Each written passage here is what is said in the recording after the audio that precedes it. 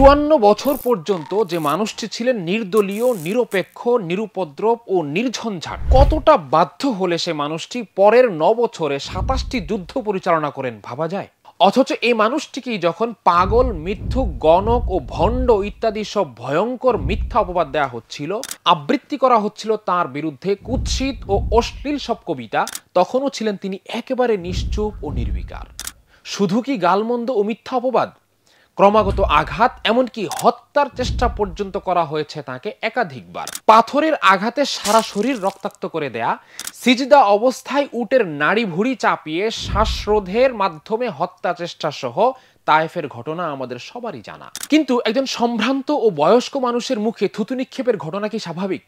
কথা নেই বার্তা নেই আপনার উপর নাজিল হওয়া আয়াত আমি অস্বীকার করলাম বলে টান দিয়ে গায়ের জামা ছিঁড়ে ফেলার ব্যাপারটি কি মেনে নেওয়ার মতন? কিংবা টানা 3 বছরের জন্য রাসূল ও তার অনুসারীদেরকে গিরিখাদে আটকে রাখার ব্যাপারটি আপনি কিভাবে দেখবেন? ক্ষুধার যন্ত্রণায় যেখানে তাদেরকে গাছের পাতা পর্যন্ত খেতে হয়েছিল। শুনলে অবাক হবেন, শুধু মক্কাতেই তাকে হত্যার উদ্যোগ নেওয়া হয়েছে অন্তত 6 বার। তবু কারো গায়ে তিনি ফুলের টোকাটি পর্যন্ত দেননি, বরং কাউকে কিছু না বলে সহস্র অভিমান বুকে লুকিয়ে এক নির্জন দুপুরে তিনি বেরিয়ে যান নিজের মাতৃভূমি থেকে। আশ্রয় নেন প্রায় 400 কিলোমিটার দূরের মদিনায়। তাতেও কি নিস্তার মিলেছে? না, সেখানেও তাকে মেরে ফেলার চেষ্টা করা হয়েছে আরও 3 বার। নির্দয় ও নির্মমভাবে হত্যা করা হয়েছে তার অনুসারীদেরকে। শেষমেশ সমূলে ধ্বংস করে দেওয়ার জন্য লেলিয়ে দেওয়া হয়েছে মক্কার যোদ্ধাদেরকে তার বিরুদ্ধে।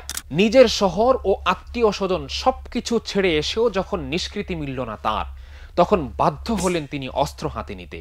এবার বলেন, সে যুদ্ধ কিসের ছিল? ক্ষমতার লড়াই না মুক্তিযুদ্ধ? নবী মুহাম্মদ সারা জাহানের রহমত হওয়া সত্ত্বেও কেন ও কোন প্রেক্ষাপটে তিনি অবতীর্ণ হলেন যুদ্ধের ময়দানে, সে বিষয়টি আমাদের অনেকের কাছেই অস্পষ্ট ও ধোঁয়াশাপূর্ণ।